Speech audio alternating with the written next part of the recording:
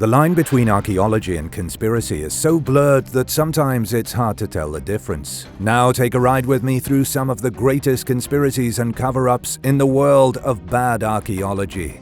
Nazi secrets. Reports have been coming out of Russia about some strange artifacts that were discovered in the mountains of the Caucasus.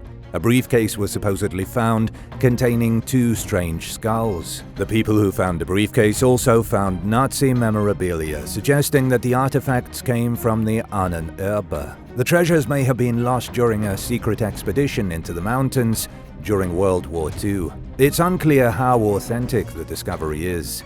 There have been pictures uploaded online of unusual skulls that look like they belong to otherworldly monsters. Not necessarily aliens, but definitely weird creatures. There are also photos of the briefcase with the seal of the Ahnenerbe on it. If you don't know who the Ahnenerbe were, get ready to have your mind blown. During World War II, the Ahnenerbe was a secret organization of paranormal researchers that was established by the SS. Part of their task was to uncover the truth of ancient civilizations and find the key to ultimate power. They made several expeditions prior to the end of World War II. They went into Tibet, allegedly traveled to Antarctica, and visited the Caucasus. It was all to find evidence of the Aryan race and potential aliens. There were 300 specialists from various sectors working in the shadows to unravel the mysteries of humanity. Nobody knows what Hitler's secret paranormal researchers uncovered, but if this mysterious briefcase is any indication, they found evidence of monsters. The skulls that were found in the Caucasus look like nothing known to modern science. But are the skulls real or just part of a hoax? Unfortunately, I don't have an answer to that. So much of the Nazi Institute and their work is shrouded in mystery that nobody knows if they ever discovered the secrets Hitler was so desperate to find. And now for number 7, but first it's shout-out time. I wanted to give a big thank you to user FW4WH9IN4I and Kieran Daredevil for supporting this channel. Be sure to subscribe if you haven't already for more videos about amazing discoveries, or dinosaurs, or cover-ups in archaeology. Crystal skulls. Nobody knows how many real crystal skulls there are spread around the world. National Geographic estimated that there could be a dozen rare crystal skulls in private collections. It's believed that most of them originated in Mexico and Central America. Some even say the skulls are part of a secret conspiracy, and others believe they have paranormal abilities. But what's the truth here? People who've been in possession of a crystal skull have supposedly received great powers. Joshua Shapiro, the co-author of a popular book on the subject, claimed that the skulls give people psychic abilities. The prevailing belief suggests that the crystal skulls represent an exceptionally advanced form of computer technology. The skulls are able to store and record energy while interacting through vibrations in the air. There's no way for human technology to uncover the sophisticated systems within the skulls, yet the skulls are powerful enough to interact with human brains. However, archaeologists say that's nothing but a fantasy. In a recent landmark study, scientists at the British Museum worked with the Smithsonian Institution to analyze real crystal skulls. They used electron microscope analyses to date known crystal skulls to the 1800s. And while it's rumored that the crystal skulls are thousands of years old, scientists couldn't find any of them that dated over 200 years old. They all seem to come from a time when museums were desperate for artifacts, so desperate that they often overlooked blatantly fake objects. According to mainstream scientists, the crystal skulls were made as part of a grand conspiracy to rip off museums. The Davenport Tablets. On January 10, 1877, 3 slate tablets were found near Davenport, Iowa. They were celebrated as proof that a mysterious race of settlers arrived in North America thousands of years ago. The first 2 tablets were found within an ancient mound by a local reverend named Jacob Gass. Then, during an excavation the year after, a 3rd tablet was found by Gass and Charles Harrison. Harrison was the president of the Davenport Academy of Natural Sciences at the time.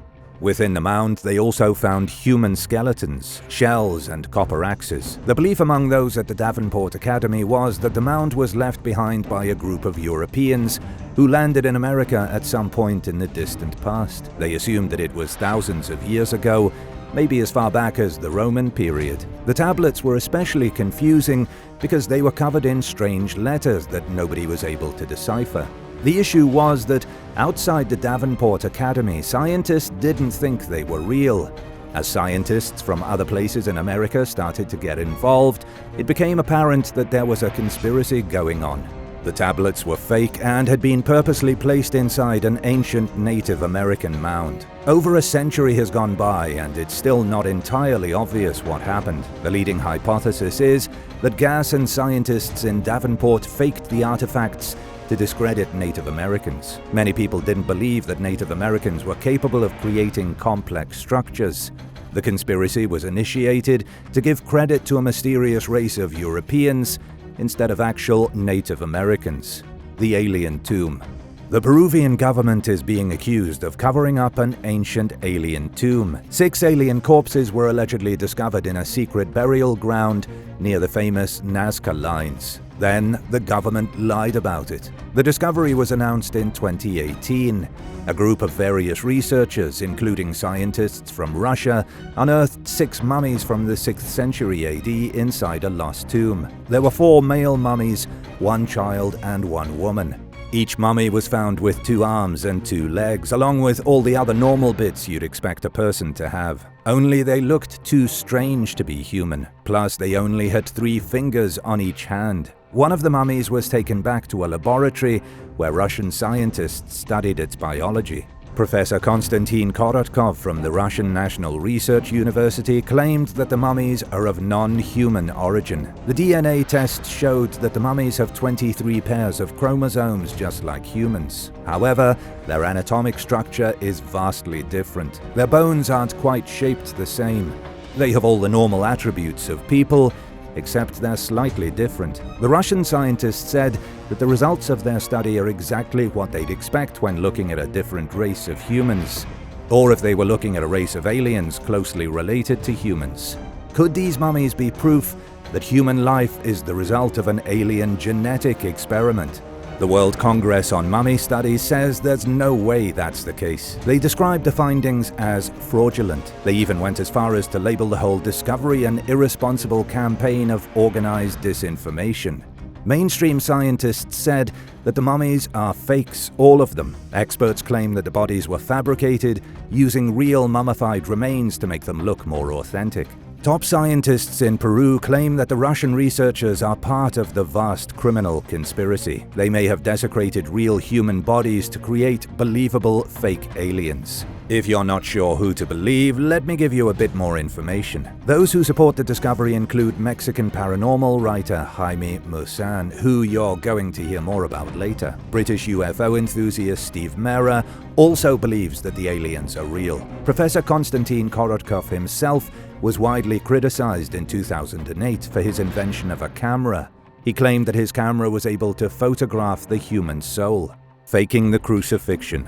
An archaeologist is going to be spending some time in jail for his most recent discovery. His name is Eliseo Gil, and he's a total fraud. In 2006, the Spanish archaeologist was celebrated for his amazing discovery. He found what was believed to be, potentially, the oldest representation of the crucifixion scene. The discovery was made in the ancient Roman town of Valleja, which is located in Spain. The artifact was a shard of pottery with a depiction of Christ on the cross. But by 2008, certain red flags about the discovery were revealed. Other scientists found traces of modern glue.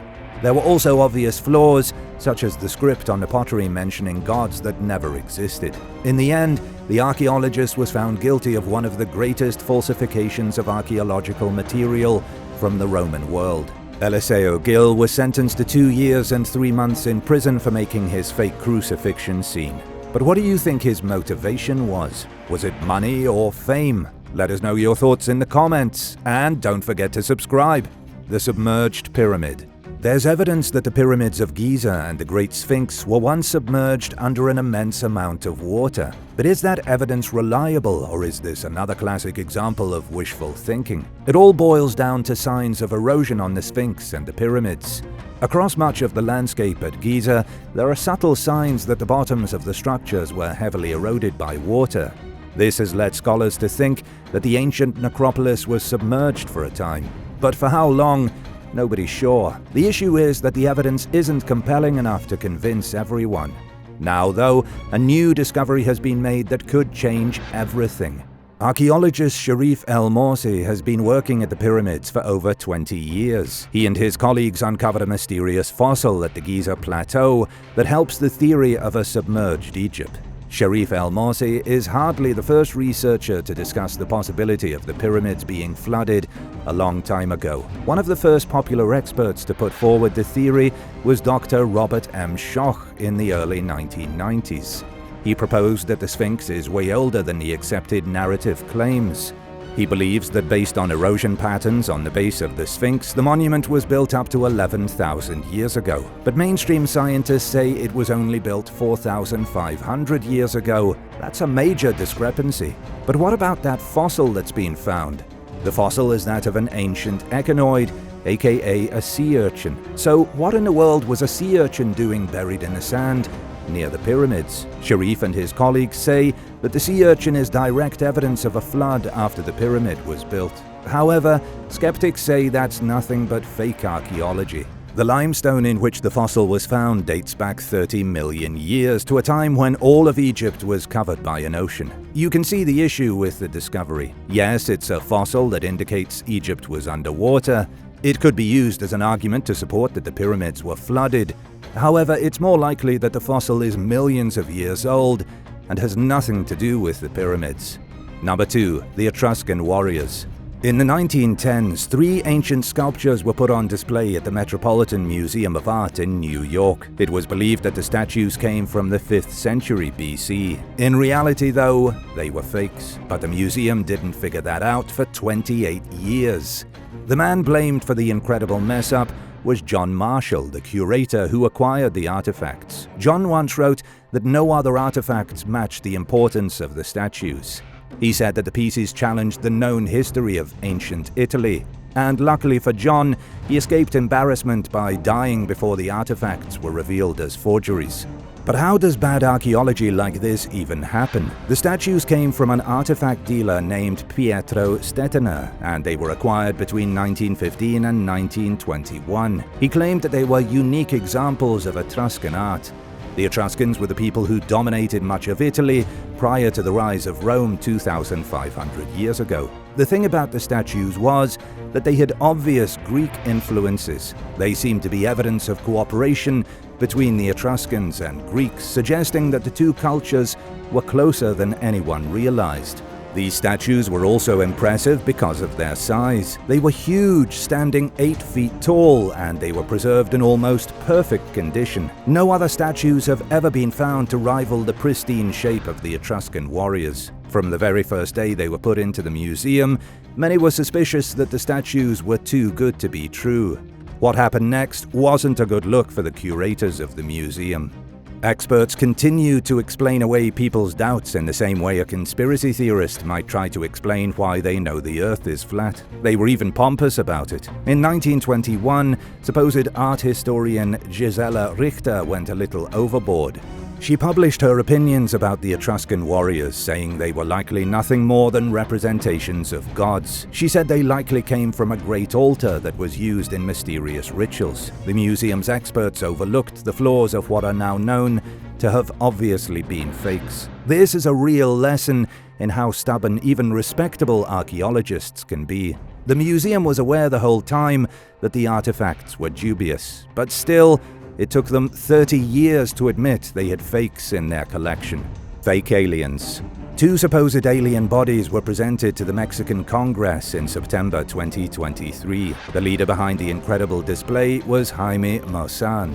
Jaime testified under oath that the 2 weird bodies he showed Congress were non-human beings.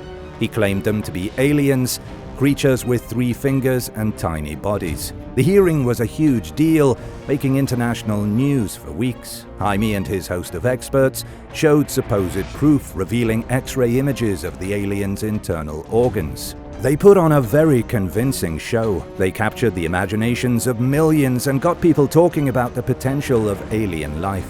But did they really have a pair of alien bodies? Or was it all just a big scam? To understand, Let's take a look at Jaime Maussan. He's a self-proclaimed scientist and writer. He's also an alien enthusiast and a TV host. Jaime is a man who's made plenty of outrageous claims before that have never been proven true. He's known to engage in pseudoscience across the board. He's also looked down upon by real scientists in the global community. For example, Mexico's top astrobiologist, Antigona Segura, said Jaime's conclusions weren't backed up by any evidence.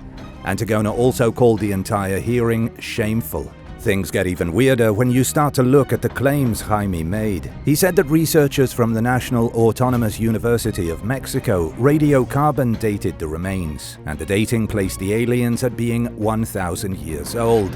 But then the university publicly distanced themselves from Jaime. The university said that they never collected any samples or did any dating. Most experts agree that Jaime is a con man.